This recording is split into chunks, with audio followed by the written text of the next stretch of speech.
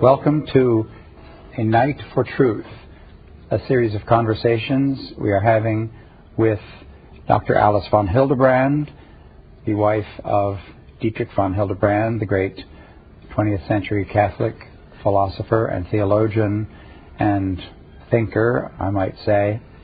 I'm Tom Howard, and we have been talking in the last few sessions about Dietrich von Hildebrand's work on the whole enormous topic of love and of marriage and of the true union between the sexes, the question of sexuality. And we had come up at the end of our last conversation, I think, Lily, to the point where you were speaking of the possibility of idolizing the beloved. You know, I was speaking about the limits and the dangers of a purely natural love. The limits, because I am limited. Love and because untouched by the supernatural. Because there is a discrepancy between what I would like to give to the beloved, and then I discover my poverty. And you know, this is of course a source of suffering. I would like to give you so much, but I can very much, as you say, I would love to give you gems, but all that I can give you is an edelweiss. That's all I have. And you feel somehow that you are so weak and miserable that you cannot live up to the demands of love. But they are negative dangers, and one of them is extremely prominent in the lives of many people. That you make of your husband or you make of your child your God. It becomes absolutely everything, and to such an extent that God becomes quite a secondary figure or is even totally eliminated. And of course it is genuine when you say to your husband or to your wife, I can't live without you, or I cannot conceive my life without you. Yes, this is a fine line we're on here, because of course a good bit of the time we need to be saying, especially to the husbands, pay attention to your wife, love your wife, let her be the focus of your life. And yet at this point you or your husband are rightly pointing out, yes, but even that can become an idolatry. There is a point at which that can become... John, you have the generosity of pointing to the weaknesses of men. And you know, I was grateful that you did so, because it's a lot better if it comes from the male side than from the male. But now let me point to a weakness of women. I do believe the danger to idolize one's husband or one's child is still greater for a woman, because she's so person-centered. Yeah. You know, see, I mean, let us say the normal woman, and I don't know how many are left among the feminists, the normal woman cares more for a person than for the impersonal, for the living than for the non-living, for the concrete than the abstract. And therefore, you know, her whole heart and attention is geared on husband and child. And therefore the danger of idolizing them, of making of your husband or your child the center of your life. I mean, I know cases in my own personal life, in my family, that one of my aunts lost her child when she was 5 or 6. And the result was, to God, how dare you do that to me? You know that this child was my joy. Same thing about my husband. How dare you? You give it to me, and the next moment you take it away.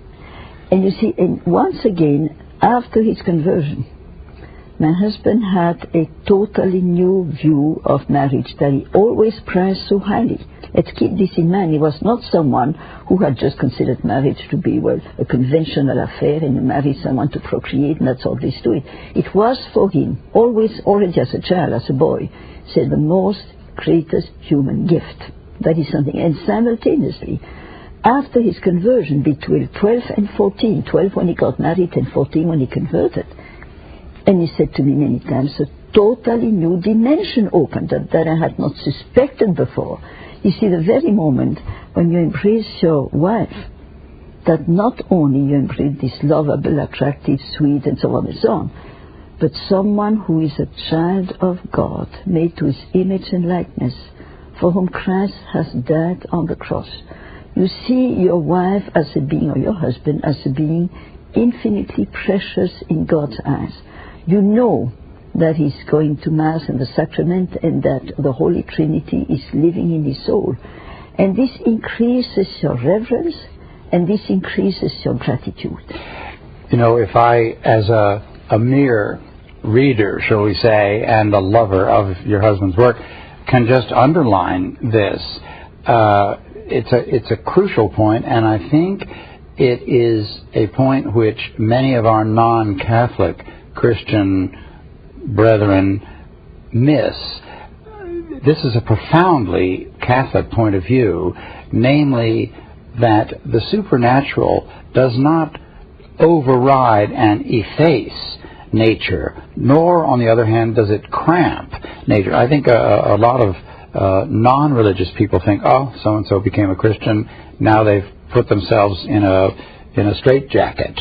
I know when T.S. Eliot converted to Christianity, the intelligentsia said, well, poor old Tom Eliot, you know, he's become a Christian, that'll be the end of his poetry. And, of course, he wrote his greatest poetry after that. And there is a theme which your husband strikes again and again and again, and most especially in this question of love and of marriage, and that is that the supernatural, that is grace, takes the natural, for example, the best that culture can give, which he grew up in the middle of in Florence, and with his own massive knowledge of and appreciation for music, for philosophy, for poetry, and for painting, for architecture, for landscape, you just name it. All the best. Yeah. He was a wonderful European, which I'm afraid, you know, we in America have to sort of look across the Atlantic at that. But in any event, from the point of view of someone who had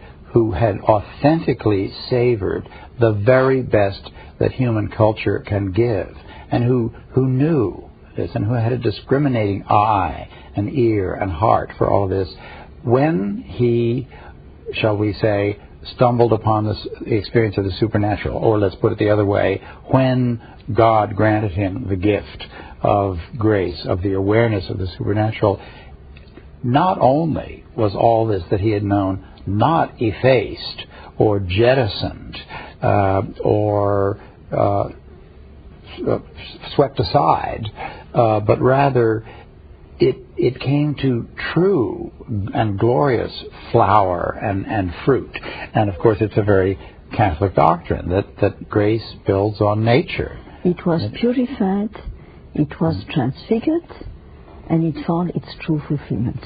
You know that all natural values, when they're unrelated to the supernatural, are in some way incapable of fully blossoming. Yes. And this is something that he felt very, very profoundly, the very moment that he saw his beloved, his wife, as being a child of God. Yeah. You know, in this very moment, a totally new dimension opened up that he had not suspected before. He always says to me it was overwhelming, and in some way you can never get used to it. You see, don't forget that in the Roman Catholic Church there's a very strong emphasis on the fact that marriage is a sacrament. And the sacrament means a visible sign of grace. It is something so overwhelming when you realize that when the husband embraces his wife, and he has the right attitude and she has the right attitude, it is an increase of grace and a glorification of God. But I mean, this implies, so to speak, this triangular relationship, that I don't go to the one that I love directly. It seems to be a shortcut, and it's a supernatural detour. The faster, the deepest way to reach another person is to go through Christ. And in this very moment, what happens is that all my poverty, all my misery, all my faults, all my mistakes are compensated by the love of Christ, and then I partake of his love for the beloved. And then, of course, this prevents me from making of the loved one an idol, which is, it is a danger. The happier the marriage is, the more you feel you cannot live with another person. You're going to say, how am I going to breathe? How am I going to breathe if it's not there? You know, this is something that you feel very deeply. And then, of course, the potential resentment and bitterness against God. How dare you do that to me? You claim that you love me, and you take away the person that was my joy. How am I going to live tomorrow? And the very moment that you go through Christ, you understand that you can never lose the one that you love in Christ. Indeed, and a minute ago you spoke of this mystery and this tremendous enriching of the entire business through grace, through the supernatural, as a sacrament, which is something which is almost totally absent from and totally misunderstood by those, either religious or non-religious, outside the Catholic Church. If you ask your average passerby, shall we say, what they think about the Catholic Church's attitude toward love, toward the sexes, toward the marriage, they say, oh, the Catholic Church is hopelessly strict. They're against sexuality. You become a Catholic and there goes all your fun, which is the precise opposite of the truth. The reason the Catholic Church is strict is the same reason that the Tower of London is built the way it is, with strong walls, because in there are the crown jewels. And you don't have them out in a kiosk in a flea market. They're there in the Tower of London, and thank God Must be protected. for the Tower of London, which enshrines those crown jewels. And the so-called strictness of the Roman Catholic Church on this topic of the sacrament of holy matrimony is precisely because it is such a rich and gloriously, even, shall we say, hilariously, in the old Greek sense of hilarion, splendid thing. And understood with this point of view that your husband stresses in his work on marriage, the physical becomes the vehicle and the agent of the spiritual, and that is a notion which is right at the center of the Roman Catholic faith, and which is very little understood by those outside the Orthodox or the Catholic. Not only very little understood, but misunderstood. You see, the Church is a mother, and every loving mother can at time and must at time exercise holy severity, a severe mercy, because she knows that if I follow the trend of my nature, if I follow the spirit of the time, may I follow whatever wish or desire happens to arise in me, I'm going to wreck the beauty of the love that has been given to me. So she must guide me. She must say, don't go there. This is perilous. This is dangerous. Keep away from so-and-so. This is what every single loving mother does. And so today, at times when I constantly hear, oh, the Church is not compassionate. No, suppose that I know that someone is on drugs, or someone leads a wild life, or someone is just killing himself by drinking alcohol and that sort of thing. And I'm so, quotes, compassionate that I say, oh, you love brandy, I'll bring you another bottle. Or you like to have drugs, there is a needle. Or you would like to go from woman to woman, I tell you there's one across the street that you would like to enjoy. In this very moment, I'm the person's enemy. If I truly love you, and if you truly love me, you have to keep warning me of the dangers that are going to ruin my relationship to the world, to God, and to myself. I'm afraid the word compassion has come to be synonymous with the word sentimentalism. Compassion, absolutely, even, I'm afraid, in religious circles, has come to mean, well, I'll give you what you want. I will make you comfortable. Compassion is a soft pillow. And you use the expression, a severe mercy. It may well be that the mercy of God is a severe thing. It may cause me intense pain. I mean, if I am dependent on some substance or other, the only way toward my freedom is some sort of a thou shalt not. It's not compassion to say, oh, well, I'll help you get what you want. That's not compassion. It is treason of love and friendship. Because, ultimately, la trahison éclair.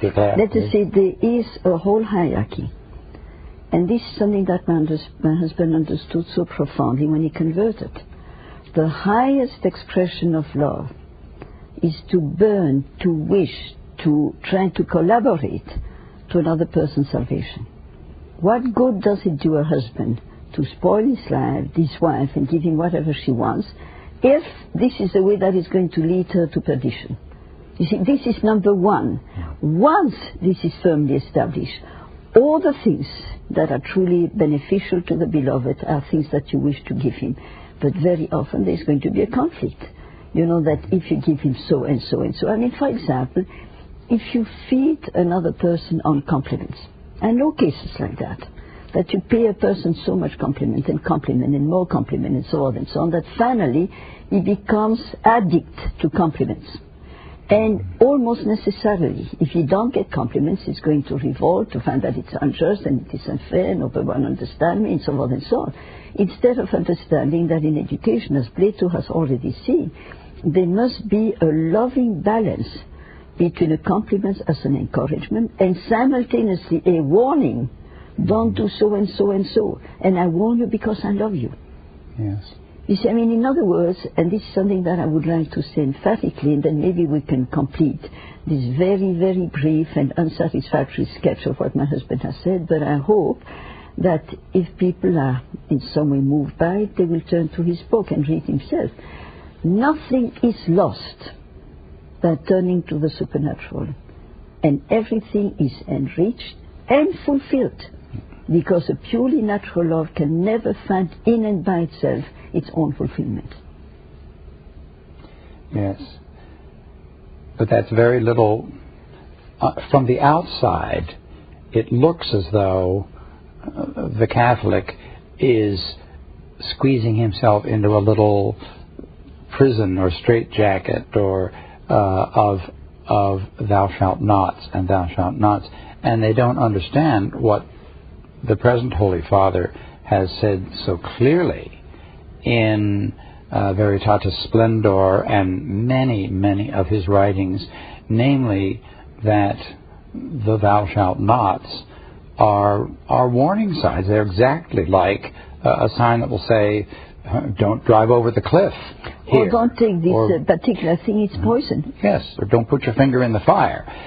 It is that they are infallible and God-given indications to rescue us from ruin.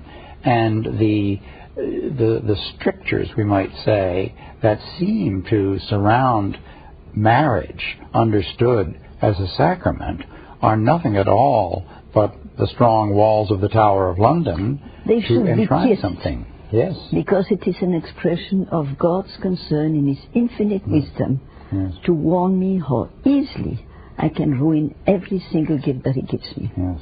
And so, I mean, it is so crucial to understand nothing is lost, but every natural value is fulfilled in the sacraments of matrimony. And this is what you find, for example, in the lives of saints like Saint Henry in Germany and his holy wife Cunegund. And you know, they had a holy marriage. The tenderness, the sweetness, the beauty, the self-donation, the joy of the other person, and simultaneously through Christ. And so one of them dies, the other one suffers intensely, but you know, there are tears that are bitter, and there are tears that are purifying, and tears of gratitude, and noble tears. You know, it's one of the most fascinating things to talk about tears, because there are so many types of tears. There are tears of anger, there are tears of bitterness, despair, revenge, rage, and so on and so on. And there are holy tears of St. Peter after his denial of Christ, you know, that purified him. And you simply say, I mean, when you lose your beloved, sunt lacri rerum, as says Virgil. There are things that call for tears. Obviously, you've got to cry and simply say, oh, it's marvelous, he's gone to God, goodbye. Of course, your heart bleeds. But simultaneously, when you contemplate Christ on the cross, and you contemplate his immense suffering to save us, and you know that the beloved one has gone to God, and through God, it cannot be lost. This is a one balm that can be given to suffering widows and widowers, you know. It's a temporary separation, but love doesn't die. It is a physical separation, But love does not die. It's stronger than death. You know, as a said matter the of fact, prophet. Saint Augustine has formulated this very beautifully. If I love my husband, supernaturally speaking, it's not less love, it is more love. It is not so that I love him then as I love my neighbor. You know, it's something which is maybe a little bit, could be confusing in Catholic teaching, that you see supernatural love is love of God and neighbor, and natural love is love of husband and wife and siblings and friends. And my husband says every love, marriage, friendship, love of siblings, must be brought in the supernatural level. And then it becomes more glorious, more beautiful, and it's not so that I love my husband as I love my next door neighbor. But all the qualities of natural law are there, transfigured. St. Augustine puts it beautifully, and he says, quanto nociores, tanto cariores. The more you know, the more you love. Yeah. And obviously, I know my husband, and he knew me infinitely better than I can know in any other person. And so, once again, when you truly meditate on the glorious beauty of Catholic teaching, you go on your knees and you thank God. Yes. God, who am I that I have received this gift? Please do not allow me not to live it up, not to be grateful, not to understand that it is even if there are sacrifices and restrictions, this is all going to benefit the love that I have for my husband. I mean, very much as when you prune a tree, it's not to make it weaker, it is to make it stronger. I've often thought, as a matter of fact, I suppose I could truthfully say, I always think when I'm reading your husband's books, particularly his books on man and woman and on marriage and love, I find myself saying to myself, what a tremendous privilege to have been loved by Dietrich von Hildebrand, to be the woman who was loved by Dietrich von Hildebrand. I hope you well, I was know how fortunate you are, Lily. Definitely unworthy of it. And you know, this is what happens when you become a widow. And suddenly you realize all the opportunities that you have missed of showing your love, of being grateful, of being alert. I certainly feel so dreadfully that I have not lived up to all the possibilities that were given to me. And all that I can say is to say to God, well, that's what I am without your help. But you can make up for it in some way and still give me time enough on this earth that I can fully, change and become the sort of a person that he wanted me to become. And definitely, he must have been disillusioned. But you have to remember as well that there was something in you that the gigantic soul of Dietrich von Hildebrand saw. You know, when I was 19 and I met him for the first time, there was something in me that said, that's what you've always been looking for. You know, his love for truth, his dedication, his selflessness, his ardor, his being centered on the supernatural was for me one of the great gifts of my life. And it is interesting, not only my case, but the case of many of his students. Particularly I think of this Jew who converted and became a Carthusian monk. And he died about 3 or 4 years ago. He was very close to Father Groeschel. He founded the first Carthusian monastery in Vermont. And I had the privilege, even though it's very difficult, to see him 3 or 4 times. And every single time we're talking about my husband and what happened to him the very moment that he made his acquaintance. He was a Jew, and he was looking for some sort of solution to life's problems. And he went to Columbia and started to take philosophy and was bitterly disillusioned. And quite accidentally, someone said to him, there's someone at Fordham called Dietrich von Hildebrand. Maybe that is a person that you would be interested in. And he went there and he entered the classroom after 5 minutes, says, that's it. And then, of course, the Jesuits knew that he was not a Catholic and said to him, Neil, we know that you are not a Catholic. Don't you feel that we're going to put any pressure on you to enter the church? And he repeated that to my husband, and as he was a lion, he said, what do you mean? Neil, I would walk to the very end of this earth to gain for you the grace of becoming a Roman Catholic. A few months later, he entered the church. My husband was his godfather. Well, there you are. And that brings us, actually, once again, with the clock ticking in our ears, to actually a marvelously apt concluding place for this part of the conversation. The appreciation that your husband had, the fathomless appreciation he had for the nature of love and the nature of loves, the love of neighbor and the filial and fraternal and above all nuptial love, and without muddying them, without confusing them, but keeping the stark clarity of this tremendous spectrum, the facets of the diamond of love, is a tremendous testimony, it seems to me, to the clarity which you see in all of his thoughts, no matter what the topic is he's talking about.